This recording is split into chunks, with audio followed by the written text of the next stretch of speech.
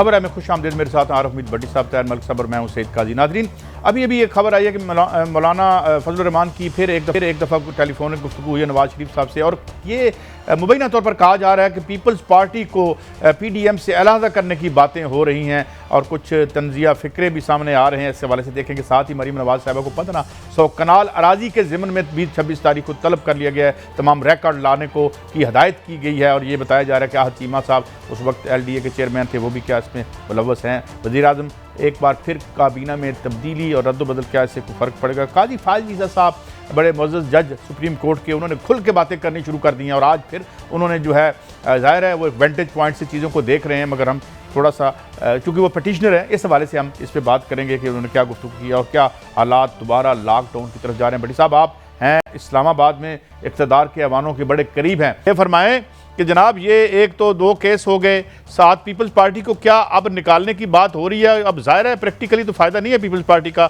PDM में रखने का, अब तो आपके पास क्या खबर है इस हवाले से? बिस्मिल्लाहिर्रहमानिर्रहीम। काजी साहब, लाहौर की बजाय इस्लामाबाद और पिंडी का मौसम बहुत तब्दील हो चुका है। अच्छा। PDM से अमलन अगर आप फैक्ट्स देखें तो पीपल्स पार्टी अलग हो चुकी है। लेकिन मैं आज 2-3 लोगों से मेरी बात हुई है जो हुक्मरान वक़्त से भी ताल्लुक़ रखते हैं और अपोजिशन से भी। मुझे तो इमरान खान साहब की कश्ती में भी सुराख नजर आए हैं। मैं तो आज हैरान हो गया हूँ, जिन्हें हम बहुत आइडियल समझते थे वो तो इमरान खान साहब ने आस्तीन में सांप रखे हुए हैं। फौरी तौर पे तो उनको कोई खतरा नहीं। आसफ अली, नवाज शरीफ और मौलाना फजलुर रहमान में डील हो गई है कि हमने आखिरी हद तक जाना है। जरदारी ने क्योंकि फौरी तौर पे EC का इजलास नहीं बुलाया, उन्होंने कहा जी 4 अप्रैल को जब भट्टो साहब की बरसी होगी उसके बाद देखेंगे। अमलन उन्हें इनकार कर दिया, उन्होंने कहा साढ़े वालों तो ना हीजे। उसके बाद अब इसीलिए आज प्राइम मिनिस्टर हाउस में 3-4 मीटिंगें हुई, और मेरी इतला के मुताबिक PM हाउस में होने वाली मीटिंग में एक अहम शख्सियत ने बाहर निकल के नवाज शरीफ के करीबी लोगों को कुछ इंफॉर्मेशन भी दे दी। तो नवाज शरीफ इस तरह 4 मुखी लड़ाइयां लड़ रहे हैं, हाली वो पीपल्स पार्टी पे तो बेसकारी कर रहे हैं। इस वक्त जो इमरान खान साहब को सबसे ज़्यादा खतरा है कुछ ब्यूरोक्रेटों से हैं, जिन्होंने इस तरीके से, मैं तो हैरान हूँ, इत्तेफाक है मेरी 2 लोगों से मुलाकात हुई है तो मैं उनकी शक्लें देखने लग पड़ा कि ये किस तरह डायरेक्शन जा रही है। तो मेरे ख्याल में पीपल्स पार्टी अब PDM अगर कुछ करेगी तो रोज़ों के बाद करेगी। 4 को तो उन्होंने ऑफिशियल वेट दे दिया है जुल्फ़िकार अली भट्टो की बरसी का, उसके बाद 10 से गालबन रमज़ान आ जाते हैं, रमज़ान शरीफ आ जाएगा शुरू। तो अगर PDM ने कोई सांप निकालना होगा, जो कि उनके सांप में मुझे तो कोई असर नहीं लगता, कोई इतना वजन नहीं है, लेकिन जो इमरान खान की किचन कैबिनेट के चंद ब्यूरोक्रेट नवाज शरीफ को इन्फॉर्मेशन दे रहे हैं, वो तो मेरा ख्याल है कि अगर कोई न्यूट्रल हुकूमत आ गई तो आपको बहुत तगड़े रेफरेंस नजर आएंगे। अच्छा, जरा मैं मौलाना फजलुर रहमान साहब ने भी कुछ गुफ्तगू की है, लेट्स साइफर क्या वो कहना चाह रहे हैं, सुनाइएगा। ये बड़े कमज़ोर बात होती है, मैं अब जेल नहीं जा सकता, मैं कैसे लड़ूंगा। फिर आप इस मैदान में है क्यों? सियासत में है तो इक़्तिदार भी रास्ते में आएगा, जेल भी रास्ते में आएगा। ये वो मैदान है जहाँ सिर्फ बहादुरी काम आती है, बुज़दिली का इस महाज से कोई सरोकार नहीं, और हुकूमत और सियासत बगैर क़ुव्वत के नहीं हो सकती। हाँ जी, क्या मतलब समझे मलिक साहब आप इसमें से? बड़ा सिंपल है। मैंने कल भी आपसे गुजारिश की थी कि मौलाना और नवाज शरीफ का जो स्टैंड रहा है वो बड़ा अग्रेसिव रहा है कि हमने इस्टेब्लिशमेंट को नहीं छोड़ना, हम जमहूरियत के साथ हैं।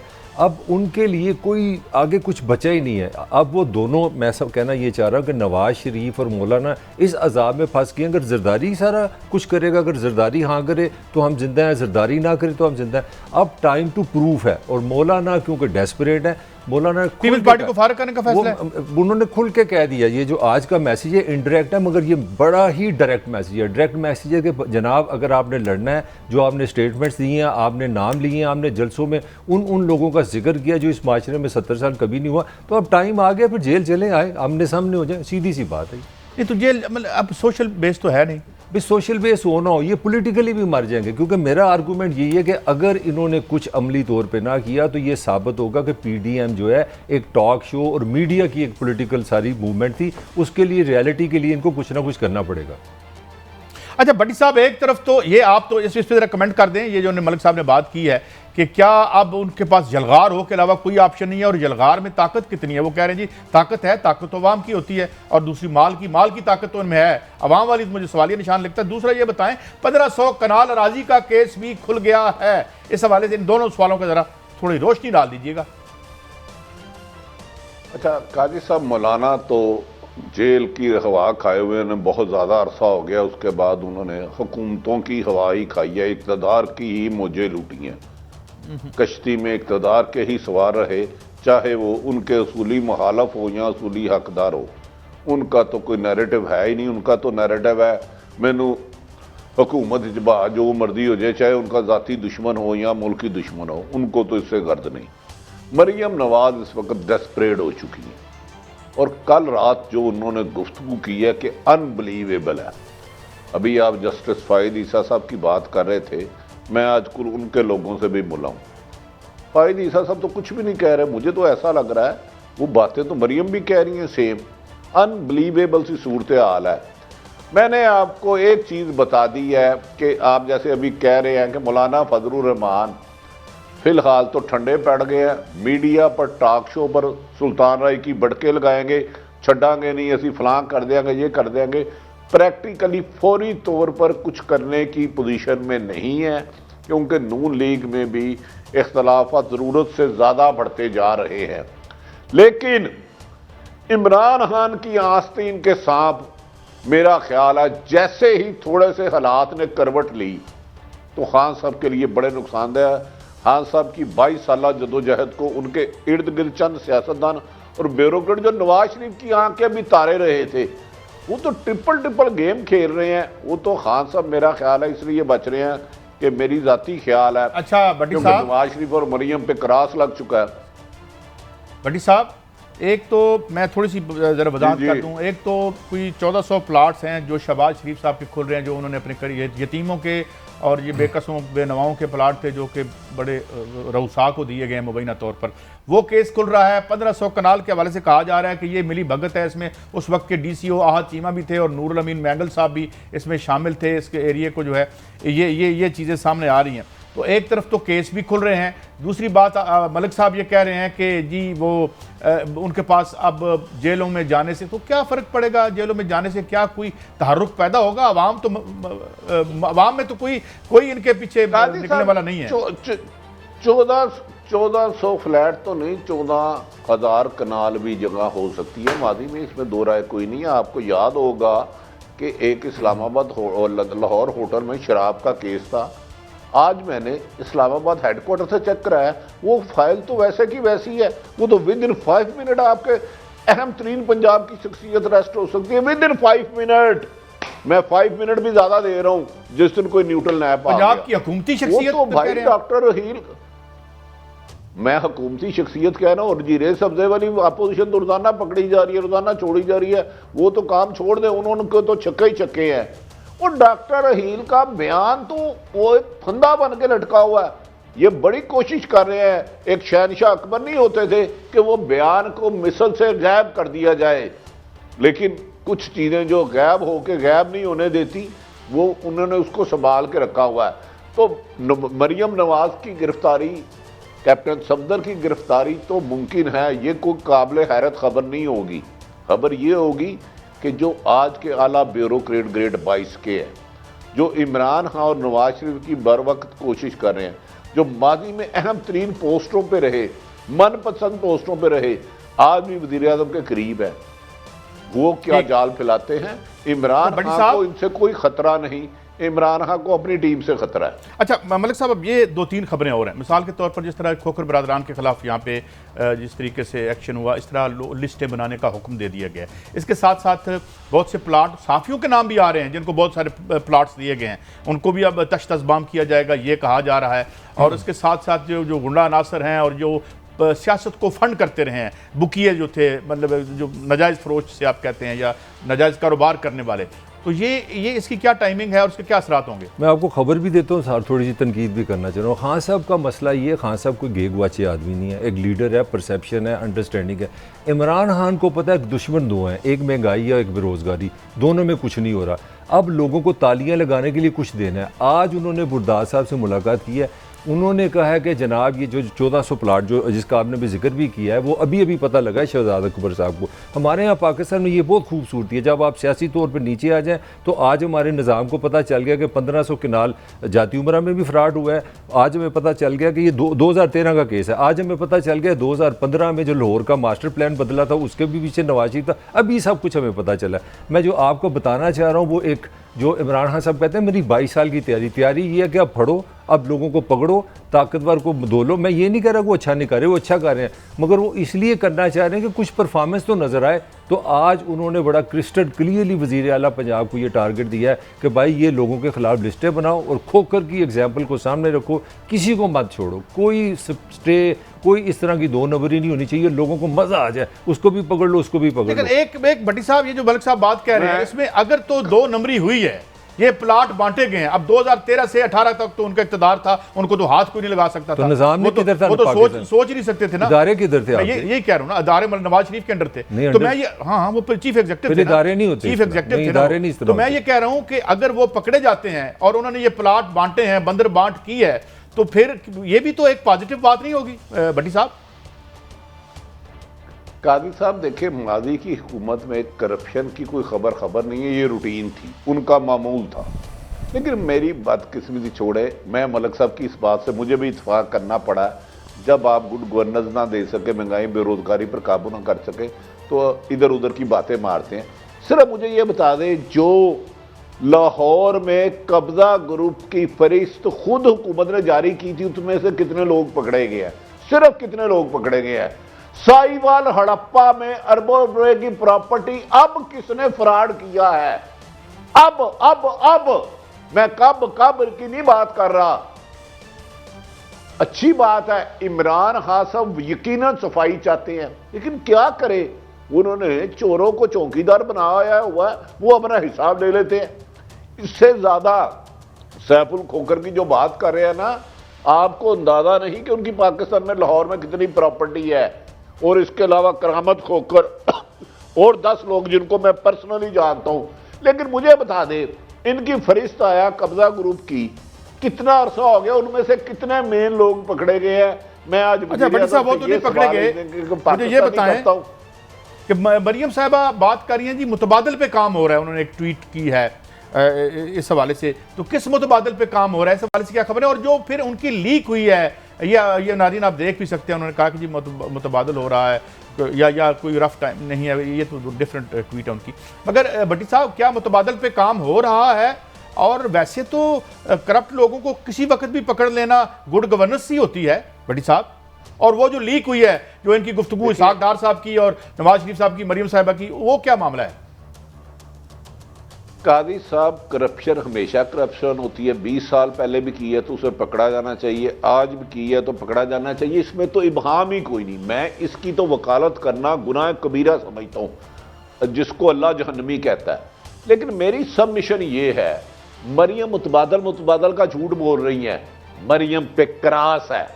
आज जस्टिस मोहतरम फायद ईसा साहब ने जो गुफ्तगू की, मैंने A to Z सुनी, कानों को हाथ लगाया। परसों मुझे जो एक दोस्त बात करते हैं, वो पूरा सेगमेंट करेंगे, मरियम की भी नहीं, मरियम साहिबा की भी वही गुफ्तगू थी, मुतबादल नहीं हो रहा। लेकिन मैंने बता दिया है, इमरान खान वजीर पाकिस्तान जो गंद साफ करना चाह रहे हैं, मुझे इसमें कोई शुबा नहीं, उनके कुछ टोकरी में गंदे आंडे सियासी और ब्यूरोक्रेसी है, जो मैं चैलेंज करता हूं नवाज शरीफ के साथ राब्ते में है। वो तो गंदे आंडे इमरान साफ करना चाहता, लेकिन इमरान खान अकेला क्या करेगा? अब वो जो उन्होंने मिनिस्ट्री चेंज करनी जा रही है, उस पर जितना फड्डा पड़ा हुआ आप सोच नहीं सकते। एक मिनिस्टर को वो अंदर गए तो उन्होंने कहा हाँ मुझे पता है, आपको जिसने कहा था आपको मिल गई है मिनिस्ट्री। अब इमरान खान साहब के पास टाइम है इन लुटेरों को जिन्होंने माजी में लूटा और जो अब उसका हिस्सा बन रहे हैं, कार्रवाई करे अपने। अगर इन्होंने टीम पे रहे, जिसको आपने कहा कि इन्होंने जिम्मेदारी दी है, अलीपुर चट्टा में एक ठेका हुआ है, उसके कितने पैसे लिए गए, मुझसे वो इनसे नहीं आते। अच्छा भट्टी साहब, लड़ाई जो अपोजिशन लीडर हैं सेनेट में, आजम तारड़ साहब मुस्लिम लीग नून के बताए जा रहे हैं कैंडिडेट, जबकि जो हैं पीपल्स पार्टी कुछ और सोच रही है शहरी रहमान साहब के हवाले से। आपके पास क्या खबर है? फिर मलिक साहब आपसे आता हूँ, देर हो गई। देखिए, शेरी रहमान पुरानी पॉलिटिशियन है, उनका एक्सपीरियंस है, वो पॉलिटिक्स समझती हैं, किसी को उनकी सियासत से इख्तलाफ हो ना हो। अब नवाज शरीफ अंगूर हाथ ना आए तो खट्टा है। पहले इनको रूहानी ताकत सारी और सारी यूसुफ रजा गिलानी में नजर आती थी, उनसे माफियाँ मांगी, हाथ जोड़े, उन्होंने सजदे कराए, और इनकी क्रेडिबिलिटी क्या है मां स्वाया एनआरओ लेने के, मां स्वाया एनआरओ लेने के। मरियम साहबा को जब अगर 26 को एक और केस जो आज इस वक्त इस्लामाबाद नैब में तैयार हो रहा है, अगर वो लाहौर पहुंच गया 26 से, ये तीसरा केस है, तो हो सकता है कैप्टन सफदर उसी दिन मेहमान बन जाए। ये तीसरा केस है भट्टी साहब। जी जी, ये तीसरा केस बता रहे हैं आप? तीसरा केस जो इस वक्त नैब में काम हो रहा है, वो कैप्टन सफदर ने तो अन्नी नहीं पाई, अन्नी तो अन्नी पाती है। वो मैं हैरान हूं उसकी क्या केस क्या है, थोड़ी तफसील बता सकते हैं आप? यार केस क्या, 2-4 अरब रुपए इधर उधर करना, बेचारों का मतलब है हक है कि घर दमाद को अगर आप सिर्फ 1500 रियाल देते हैं, 2-4 अरब कह रहे हैं, तो हमारा ही। मैं अरब अरबी गोश्त का नहीं कह रहा, अरब कह रहा हूं, अरब। और कैप्टन सफदर भी माशाल्लाह बाहर पाकिस्तान में नहीं, बाहर सब हैसियत हो चुके हैं और बड़े तगड़े हो चुके हैं। वो आप कह रहे हैं ये आज उन पर, ये तो खैर फजूल बात थी, ये अंडा नहीं फेंका जाना चाहिए था उन पर, ये फजूल, ये तो हम तो इसको सपोर्ट नहीं करते। ये जो कल जो उधर हुआ गिल साहब के हवाले से भी हुआ, तो वो भी गलत था, ये भी गलत है, इसको तो हम सपोर्ट नहीं करते। लेकिन भट्टी साहब, मलिक साहब, ये मुझे मैं जरा थोड़ा आप जरा कंट्रीब्यूट करें, ये फरमाएं कि अच्छा काई साहब एक बात बता दूं। हाँ जी, मरियम नवाज कैप्टन सफदर से भी कुछ नाराज हैं, क्योंकि जो एविडेंस कैप्टन सफदर के बारे में आया मरियम साहिबा को भी नहीं पता था। लेकिन ये जो अंडा आज फेंका है, याद रखना, ये गलत रवायत है, वो अपने तौर पे कम पानी रहने नहीं, मरियम नवाज को भी नहीं पता था। इस्लामा उधर जाती उमरा का ये एक बंदा है, एक केपी का, जो कैप्टन सफदर की खुसूसन खिदमत करते थे। खिदमत तो खिदमत होती है, खिदमत करने वाले को सिला मिलना भी तो चाहिए ना यार, उसको इनाम नवाजना चाहिए। काजी साहब आप इस तरह ना करें, आप नहीं लोगों की खिदमत करते तो आपको कोई नहीं नवाजता। अंदाजा हो गया आप जो जिस तरफ इशारा करें, मगर ये फरमाए कि यानी उन्होंने ऊपर भी नहीं बताया और नीचे काम डाल दिया, यानी वारदात ये 3-4 बताया ही नहीं। मरियम को पता ही नहीं कि वो प्रॉपर्टी और पैसा उन्होंने ले लिया, और मरियम के ससुराली रिश्तेदार के नाम से नैब के पास कुछ एविडेंस आ गई है। जब उन्होंने उसको टटोला, उसकी पीछे किया, तो आगे कैप्टन सफदर साहब नजर आए। तो अगर ये बात होती है तो हो सकता है खानदान में भी सवालो जवाब हो, भाई ये आपके पास कैसे आया, आपके पास तो 1500 रियाल या जितने भी रियाल महीने के मिलते थे। तो मेरा जाती ख्याल है कि आने वाले दिनों में हम समझ रहे थे कि सियासत ठंडी पड़ जाएगी, लेकिन गर्मा गर्मी रहेगी। गर्मा गर्मी रहेगी। मलिक साहब यार ये तो देखे ना, टाइमिंग उसकी जो भी हो, इन्हों का कोई और धंधा भी ऐसी When they were in the power, मैं मेरा सवाल मुकम्मल कर लूं कि यार लोगों के लिए कुछ करो, उनको कोई आसानी दो। बीवी आप इधरों माल आ रहा है, खामद इधरों कट रहा है, हम रोंदे ने एस्टैब्लिशमेंट हमें कुटती है, मारती है। काजी साहब देखें आप, मतलब मैं कोई पॉलिटिकल बात नहीं या किसी की हिमायत नहीं कर रहा। भुट्टो आज भी जिंदा है। भुट्टो इसलिए जिंदा है कि रोटी कपड़ा मकान के लिए जिंदा है। भुट्टो आज भी जिंदा है कि ताकत का सरचश्मा अवाम है। भुट्टो आज भी जिंदा है। वो बात की कोई उसके ऊपर करप्शन का चार्ज नहीं, वो बड़ी बुरी। मैं अगर लंबी कहानी आपको सुनाऊं, वो मेरे पास एक स्टोरी भी बहुत लंबी बात हो जाएगी कि हमारे ज़ियाउल हक साहब ने अच्छी खासे बड़े जो मिलिट्री ऑफिसर थे उनको लगा दिया, तो सिंपली एक उनको हाथ में आ गया 25 पौधे, जो उनकी क्लिफ्टन में घर था, 25 पौधे उन्होंने पकड़ लिए। कमाल की बात है, जेल में से जाके जुल्फकार अली भुट्टो ने अपनी बीवी को बुलाया, नुसरत ने रसीद दे दी। उसने कहा ये मेरी जेब से गया। 25 पौधे सिर्फ एक ग्रे एरिया में गए। मैं उस बंदे की बात कर रहा हूँ। मैं कहना ये चाह रहा हूँ कि जब आप सियासत में किसी और मुल्क की बात नहीं, ये वो तो पाकिस्तान हमने खत्म कर दिया ना पाकिस्तान। मेरी बात सुने, जब आप किसानों के लिए काम नहीं करेंगे, मजदूरों के लिए काम नहीं करेंगे, अवाम के लिए काम नहीं करेंगे, अपनी बेटियों के लिए काम नहीं करेंगे, आप उनको ऑर्गेनाइज नहीं करेंगे। पॉलिटिकल पावर तो लोग होते हैं। जब आप इस तरह पॉलिटिक्स करें कि जो नवाज शरीफ के साथ मिल गया, जो इमरान के साथ मिल गया, जो जरदारी के साथ मिल गया, वो ताकतवर बन जाएगा। यहाँ पे कहा जाता था इज्जत के साथ, वो जरदारी यारा दा यार है, जड़ा ओदे नाल लगे और पैसे मिल जाएंगे। आप ब्रेक है तो ये इस तरह की सियासत नहीं चल सकती। तकलीफ दे सिचुएशन है, मगर एक पॉजिटिव बात भी है, यही याद थी कि यहाँ दयानतदार लीडर थे और होंगे और लाने पड़ेंगे, वरना ये गन साफ नहीं होगा, जिसकी तरफ फाजी ईसा साहब भी इशारा कर रहे हैं और हम सब दोस्त इशारा कर रहे हैं। एक ब्रेक पे चलते हैं और ब्रेक से जब वापस आएंगे तो इसी पे भट्टी साहब से और चर्चा करेंगे कि पता ही नहीं, और जो है मियाँ भी जो है वो इस बहती गंगा में हाथ धो रहे हैं, ये मामला क्या है, जरा थोड़ा और कुरेदते हैं भट्टी साहब को एक ब्रेक के बाद। Welcome back. अच्छा भट्टी साहब, कुछ रिस्पांस भी आते हैं हमें, जो लोग हमें देख रहे होते हैं वो कुछ, मुझे एक ये भी आई एक मोतबर आवाज़ की जी 1400 प्लाट तो शायद नवाज शरीफ साहब के दौर में थे। बहरहाल कि हम देखेंगे, इसको चेक कर लेंगे। लेकिन भट्टी साहब ये बताएं, मैं अभी थोड़ा इस स्टोरी पे और रुकना चाहता हूँ आपकी इजाज़त से, अगर आप फरमाएं कि ये जो तीसरा बन रहा है रेफरेंस, तो इसमें क्या कि घर में भी लड़ाई शुरू होने का एहतमाल है, क्योंकि बाकी ख़ानदान के लोगों को इल्म नहीं है या उनसे मुबैना तौर पर जो है शेयर नहीं की गई इन्फॉर्मेशन? 100% अगर कल को इस पे मट्टी डाल देते हैं तो मुझे नहीं पता। आपको याद होगा मेफेयर फ्लैट में भी उस वक़्त नवाज शरीफ, शहबाज शरीफ और अब्बास शरीफ, अल्लाह जन्नत नसीब करे, उनका कारोबार इकट्ठा था। तो मेफेयर फ्लैट सिर्फ नवाज शरीफ के नाम थे, क्योंकि मुबैना तौर पर वो मोटरवे की करप्शन थी। इसी तरह दामाद साहब जब लाहौर आए तो रायविंड में कुछ लोगों के हाथों चढ़ गए, उनके हाथों चढ़ गए। वो पहले बड़े शरीफ बरादरान के भी करीब थे, जब उन्हें उनकी कुछ बातों का पता चला तो उनको फासले पे किया गया।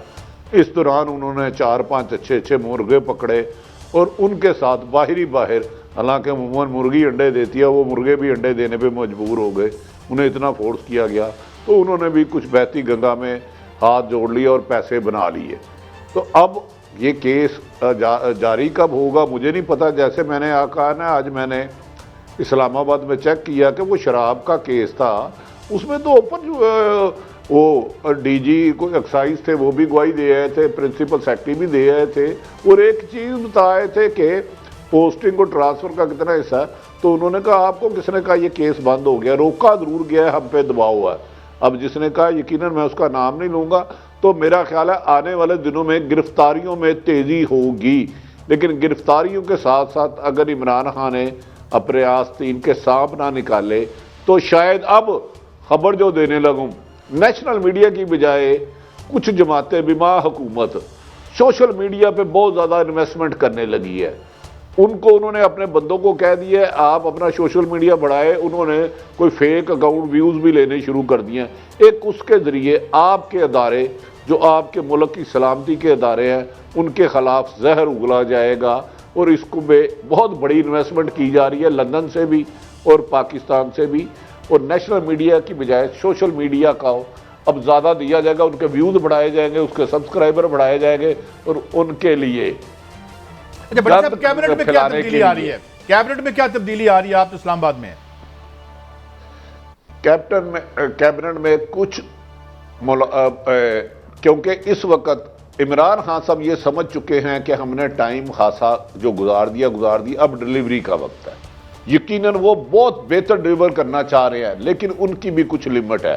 कुछ लोग उन पर मुसल्लत किए जा रहे हैं, इनको ये वाली वजारत दो, इनको ये वाली वजारत दो। अब आने वाले दिनों में इमरान खान साहब देखना है कि कितना दबाव कबूल करते हैं, कितना नहीं करते। लेकिन ये एक फाइनल है कि काबीना में तबादले होंगे, अहम तरीन अदारों के मालिक जो इमरान साहब के ज़ाती करीब हैं उनको और ज़्यादा नवाजा जाएगा। लेकिन मैं फिर बार बार कह रहा हूँ कि इमरान खान साहब आपको PDM से कोई ख़तरा नहीं, लेकिन जहरीले सांप जो आपके इर्द गिर्द सियासी और चंद ब्यूरोक्रेट हैं उनकी गनवानी साजिश के बारे में आप इंफॉर्मेशन लें, आपकी आंखें खुल जाएंगी। इस पे क्लोजिंग रिमार्क्स थे, फिर मैंने काजी फाइज साहब की स्टोरी। क्लोजिंग रिमार्क्स यही है कि मुझे तो भट्टी साहब की बात सुन के हंसी सी आ रही थी कि तो वो 22 साल की तैयारी थी, 100 दिन का प्लान था सारा, पता नहीं वो 100 दिन कब खत्म होंगे। अभी आगे 3 साल बाद समझ आ रही है कि मैंने कैबिनेट बदलनी है, मैंने वो फैसल वावड़ा साहब का भी आज उन्होंने कमाल कर दी, उन्होंने तो आहो पुकार डाल दी, उन्होंने कहा मुझे फांसी दे दे, मैं गलत हूँ, मुझे उड़ा दे। ये नहीं मैंने बताना कि मैंने शरीयत के बारे में मेरी पोजीशन क्या है। 2 साल बाद पहुंचे हैं, सवाल का जवाब नहीं दिया, ये कह दिए मुझे फांसी दे दें। तो पता नहीं इनकी तैयारी क्या है, ये तो आप ही मुझे समझा सकते हैं। नहीं तो आपको लगता है कि जो इधर एहसन इकबाल साहब का कोई शॉट है हमारे पास? हेलो, नहीं वो ट्वीट उन्होंने किया, उन्होंने क्या ट्वीट कहा है? किया, उन्होंने बड़ा दिखाइएगा। वो वैसे ट्वीट बड़ा पॉलिटिकल है और थोड़ा सा सख्त भी है, मगर उन्होंने बात अपने हिसाब से बड़ी इंटरेक्टली किया। हमारे बाजवा साहब ने फरमाया, जनरल साहब ने कहा कि देखिए हमने पाकिस्तान के हालात को सामने रखते कंप्रोमाइज़ किया, फौज ने इतना एक्सपेंस नहीं किया। और एहसन इकबाल ने उसका जवाब ये दिया कि भाई साहब आपकी वजह ये है कि आपकी इकॉनमी तबाह बर्बाद कर गई है। उन्होंने अपनी तारीफ की है ना कि 5.6 हमारी ग्रोथ थी, हमारे पास पैसे आएंगे तो आप फौज पे पैसे लगाएंगे ना, अगर इकॉनमी नहीं चलेगी तो फिर आपको ये कंप्रोमाइज़ करना पड़ेगा। बड़ा सख्त जवाब दिया है एहसन इकबाल ने सवाल। अब हमें ले आए तो हम इकॉनमी ठीक कर देंगे और आप असला ले लेंगे। मैं उससे एग्री करता हूँ। अपने 2-4 खानदानों की तो इकॉनमी बहुत अच्छी कर गए थे। 1500-1600 कनाल 1500-16 कनाल बन गए और उस वक्त दुनिया 5-7% पे ग्रो भी कर रही थी। आज कोरोना है, आज अमेरिका नोज डाइव ले रहा है। बहरहाल मैं इनको डिफेंड नहीं करता, इस निज़ाम में कभी ये बाहर नहीं आ सकते। अच्छा भट्टी साहब, ये फरमाइए कि ये एहसन इकबाल साहब कहते हैं जनाब कि हम तो बेहतर खिदमत करते थे, कोई दोबारा कंसिडर करो, कोई तरला मन्नत है कोई इस तरह का चांस? अच्छा, मैं एक गुजारिश करने लगा काजी साहब। नंबर एक तो इकानमी इस 2.5 साल में तबाह नहीं हुई, इसके पीछे 35 साल की एक तवील दास्तान है और खरबों रुपए करप्शन लेने की दास्तान है। एहसन इकबाल साहब इधर थे जब मिनिस्टर थे, कायदे-ए-आज़म यूनिवर्सिटी है, उसकी कुछ ज़मीन कब्जा करना चाहते थे। उन्हीं ही की एमएनए मुस्लिम लीग नून की एमएनए आरफा खालिद का बयान निकलने के ये कितनी ज़मीन पे मलना चाह रहे थे। वो खुदा के वास्ते यार कोई शरीफ एहसन इकबाल साहब की बात कर रहे हैं आप? है जिसने एहसन इकबाल कायदे-ए-आज़म यूनिवर्सिटी की बहुत बड़ी जमीन पे कब्जा करना चाहते थे। मुस्लिम लीग नून की रुकन कौमी असम्बली आरफा हालत थी, उन्होंने आके उधर बयान दिए, मीटिंग मिनट्स लिखे गए कि ये सरकारी खजाने को लूट रहे हैं। इन्होंने फिर नवाज शरीफ को शिकायत लगाई कि 200 साडू साडा हिस्सा ही नहीं लैन दे रहे। तो ये एहसन इकबाल साहब किस मुंह से बात कर रहे हैं? देखें, इस बात करप्शन का ताना वो दे दूसरे को जिसके ऊपर खुद कोई इल्जाम नहीं है, जिसने सारी उम्र शफाफ गुजारी है। तो महंगाई तो है, इसमें दो राय कोई नहीं, इमरान खान से कंट्रोल भी नहीं आ रही। तो क्या पीपल्स पार्टी बरी उल जिम्मा है? क्या नून लीग बरी उल जिम्मा है? क्या मुशर्रफ बरी उल जिम्मा है? क्या जब पीपल्स पार्टी नून लीग 2013 में आई थी कितना मुल्क पे कर्जा था, मुझे वो बता दें। जब गई थी तो कितना कर्जा था? और भाई अगले 5 साल बाद और जो हुकूमत आएगी उसमें और कर्जा होगा, क्योंकि आपकी इनकम बढ़ नहीं रही। आप सूद उतारने के लिए सूद में पैसे ले रहे हैं और बदकिस्मती है। सबसे बेहतर लीडर आया था। अच्छा जी मलिक साहब, मैं इस पर ये कमेंट करना चाह रहा हूँ, ये बड़ा सिंपल सा एक प्रोपोगंडा जी। 35 साल से नवाज शरीफ जरदारी खा गए, सियासतदान खा गए। मेरा नवाज शरीफ इमरान खान से सलूट है, मुझे बड़ा मज़ा आया जब इमरान खान साहब पावर में है। उन्होंने कहा मैं दूध का दूध और पानी का पानी करूँगा। क्या कहा था कि इस मुल्क में जो 70 साल से कर्जे दिए हैं मैं उन सारा रिकॉर्ड बताऊँगा, कहाँ कहाँ कर्जा गया। दुनिया का इनका एक बड़ा चहेता है, इन्होंने एक आतिफ साहब का नाम लिया था, दुनिया का बहुत बड़ा इकोनॉमिस्ट है। वो कहता है कि पाकिस्तान की तबाही की सबसे बड़ी वजह नॉन प्रोडक्टिव लोन्स है जो हमारे सरकारी इदारे लेते हैं। तो आपने अगर पाकिस्तान को सच बताना है ना कि करप्शन किया, मैं किसी को डिफेंड नहीं कर रहा, आपकी ये जिम्मेदारी आप मुझे बताएं 73 साल में कितना कर्जा आया और किस किस पे लगा है, सारे चोर पकड़े जाएं। अच्छा मैं ये तो अर्ज कर रहा हूं ना, उस पर आप बात नहीं कर सकते। सियासतदानों पे चढ़े, हाँ जी, सियासतदानों पे चढ़े छोड़े। मैं और कादी साहब इन्हें छोड़े, मलिक साहब की बात ठीक है, मैं साबित करता हूं कितना, लेकिन कोई मुझे बंदे का पुत्र तो बताएं जो खुद ईमानदार है। मैं सिर्फ ये बता देता हूं, बच्चों वाली बात करें, 73 साल का गद्दा है। क्या करप्शन इन्होंने नहीं की? क्या नवाज शरीफ ने करप्शन नहीं की? क्या नवाज शरीफ की स्टील मिल के ये वो सासे है, मैं झूठ बोल रहा हूं? मगर ये वो अकेला नहीं है, ये सारा निजाम करप्ट है। ये की है उसने, की है डेफिनेटली। ब्रेक पे जाना है एज ए गैंग। देखिए ये इस मुल्क के पास एज ए गैंग नहीं इन्होंने सवाल इस मुल्क के ये सवाल भट्टी साहब बड़ी ब्रेक है। भट्टी साहब ये सवाल कि वो अकेला नहीं है, बिल्कुल वो अकेला नहीं है, मगर वो अकेला नहीं है तो इसके अकेला ना होना उसका बेगुनाह होना नहीं बनता।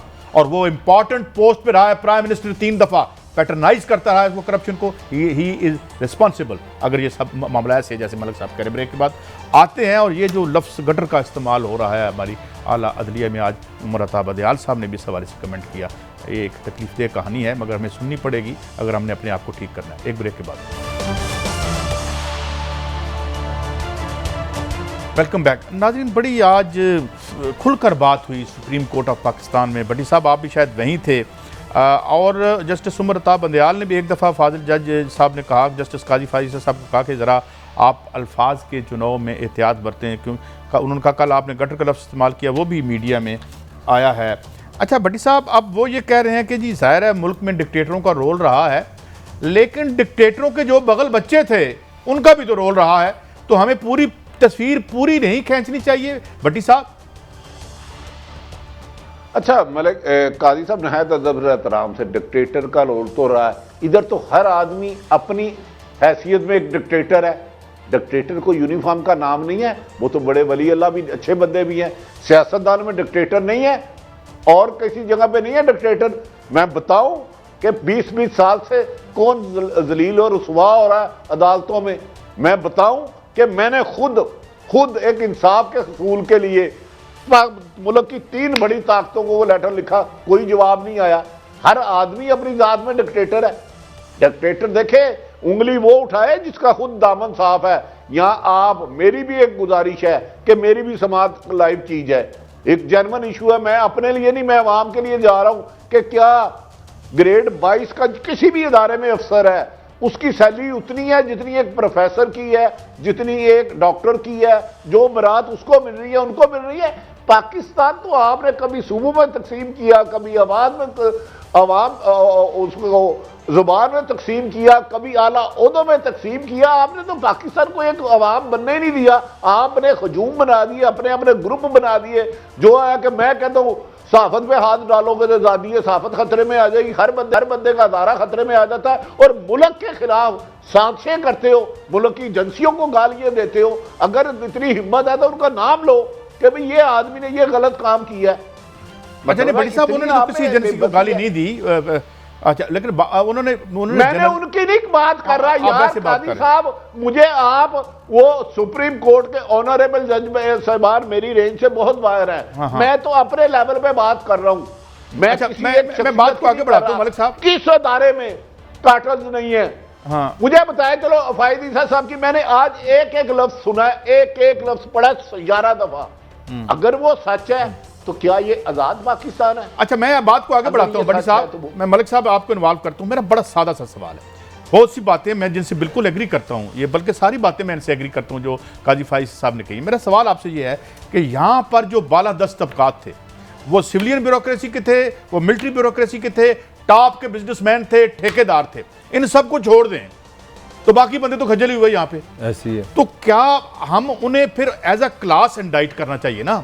क्योंकि ये लोग जिनके पास इख्तियारात थे, जिनके पास इदारे थे, ये एक अगर इंडाइट कर रहे हैं तो हम उसमें तकसीम कैसे करेंगे? तकसीम हो ना हो, मगर काजी साहब देखें, जो हम कोई किताबी बातें करते हैं, अखलाकी बातें, माशरे में इंसाफ लाओ, मोहब्बत लाओ, भाईचारा लाओ, सबके लिए सोचो। माशरे एक बाग की तरह है। अगर आप ये समझते हैं कि एक दरख्त आप उसको बड़ा खूबसूरत रखेंगे, बाकी बच जाएंगे, नहीं। मुझे एक सवाल, मैं लास्ट एक कमेंट कर लूं, ये निजाम की बदबू अब ऊपर तक शुरू हो गई है। मुझे बताएं, यहाँ मैंने और आपने और भट्टी साहब ने स्टोरी की, एक बैंक के मुलाजिम ने मुझे लिखा कि 23 से 28 साल की मुलाजमत के बाद उसे 8,000 रुपया पेंशन दी गई है, केस पेंडिंग है सुप्रीम कोर्ट में। वो कहता है मेरी 5 बेटियां हैं, खुदकुशी कर लूं, इससे बदबू नहीं आती हमें? भट्टी साहब 80% बंदे गंदा पानी पीते हैं और 40% अमवात गंदे पानी से होती हैं, इससे हमें बू नहीं आती। काजी साहब मैंने कहा है एक आपके तबके के अंदर लड़ाई है तो फिर वही लड़ाई है। अदारे जहां ताकतवर अदारे हैं मैं उन्हें नहीं छोड़ता, उनके लोग देख ले और इस मुल्क की 99% लोगों के साथ क्या सलूक हो रहा है। अगर जमीन आसमान का उनकी जिंदगी में फर्क ना होगा तो आरफ हमीद भट्टी मुजरम है। खुदा के वास्ते सिर्फ अपनी जात की ना लड़ो, इस मुल्क के लिए लड़ो, इस पाकिस्तान को मुल्क बनाने के लिए लड़ो, इनकी सलामती के लिए लड़ो। जहां आपकी जात को ठेस पहुंचे तो आपको गटर भी नजर आ जाता है, गंद भी नजर आ जाता है, हर चीज बुराई आती है। तो 20 करोड़ अवाम जिस जुल्म का 24 घंटे शिकार रहती है, जो 90% लोग 20,000 सैलरी नहीं ले सकते, कभी उनका दुख नहीं समझे। भट्टी साहब जरा वक्त कम है, मैं अर्ज कर दूं एक बात, वक्त कम है। हाँ, आपने यहाँ स्टोरी दी थी, कम रह गया इस मुल्क में। आपने एक स्टोरी दी थी कि एक बाप अपने बच्चे की लाश को एम्बुलेंस में नहीं ले जा पा रहा था, मोटरसाइकिल में चचा पीछे बैठे, बाप चला रहा था, बीच में लाश रखी, उसका एक्सीडेंट हुआ, वो भी मर गए। ये हमने यहाँ स्टोरी की है। ये वो बदबूदार कहानी है इस निज़ाम मैशत की, जिसमें 80% लोग विक्टिम हैं। हाँ, ऊपर एक टॉप पे भी आपस में भी लड़ाइयाँ होती हैं, मगर ये लड़ाई तो हमें इस निज़ाम से लड़नी पड़ेगी ना। काजी साहब, ये निज़ाम जब गल सट जाएगा, आप समझ रहे हैं कि गरीब मार रहे हैं। मैं कह रहा हूँ इसकी बदबू अब ऊपर जाना शुरू होगी। आप सुप्रीम कोर्ट में 2 साल से सुप्रीम कोर्ट का जज अपना केस लड़ रहा है। यार मुझे कोई दुनिया का मुल्क दिखा दें जिसमें सर्विंग जज का अपने केस 2 साल चल। अच्छा मलक साहब आधा सेकंड, सुप्रीम कोर्ट के जज साहब का हक है, हमसे ज्यादा काबिल इज्जत है। जब वो हाई कोर्ट के जज थे मोहतरम फाइज साहब, उस वक्त कोयटा में कोई ज्यादती नहीं हो रही थी। उस वक्त ये आवाजें आती थी, ज्यादती होती है, जुल्म होता है, चाहे कोई भी करे। हम सब नहीं, उस पर उन्होंने टेकअप किया है। देखे काजी फाइज साहब ने बड़े बड़े अहम केस उठाए हैं। वो जो वहां पे मसैकर हुआ था, वकला का मसैकर हुआ था, काजी साहब ने बड़े मार्कतुलरा चीजें उन्होंने उठाई हैं। मगर हम ये कहते हैं उस वक्त मिसिंग पर्सन नहीं थे कोयटा में। मतलब वो ये केस भी उन्होंने मिसिंग पर्सन का भी टेकअप किया था और बड़ी अप्रिशिएबल थी उनकी सारी। अच्छा बड़ी साहब, आखिरी मिनट है। और यार हम भी उनकी तारीफ कर रहे हैं, हम भी फाइद ईसा के न, मैं तो आप उनका मुरीद मैं तो कहता हूँ ये बातें जो कर रहे हैं वो आज उनका जो फिक्रा था बटी सा, जितना उनको मिल रहा है, आज उनका चंद लम्हे मुझे है बड़ा इमोशनल सा फिक्रा। उन्होंने कहा जी मैं जो चाह रहा हूँ, मैं इस मुल्क के आने वाले बच्चों के लिए चाह रहा हूँ कि उनको सच बताया जाए। आप ये मेरी जो कवरेज है लाइव कर रही है। बटी साहब, मुल्क लॉकडाउन की तरफ जा रहा है। पहले मलक साहब, मैं लाहौर आता हूँ, इस मुल्क के बच्चों के साथ जो सलूक हो रहा है ना, मैं आपको दिखाऊंगा। फिर जो इन शराफिया के बच्चों के साथ होता है उसका फर्क आप निकालेंगे, मैं नहीं निकालूंगा। आज हम ये बड़ी अहम स्टोरी थी नाजरीन, हम बहुत सी चीज़ें बातें नहीं कर सके। लॉकडाउन आ रहा है, महफूज रहिए, डिस्टेंसिंग रखिए, अपने तौर पर करिए। रियासत से कुछ नहीं होगा, अमेरिका में नहीं हुआ तो यहाँ ये क्या कर लेंगे। तो अपने आप को महफूज रखने की कोशिश करें, क्योंकि ये तेज़ी से फैल भी रहा है। उसकी माशी जो है वो रेपरकशन भी होंगे। आज का प्रोग्राम खत्म हुआ, अगले हफ्ते आपसे फिर मिलेंगे। इजाज़त दीजिए, अल्लाह हाफिज़।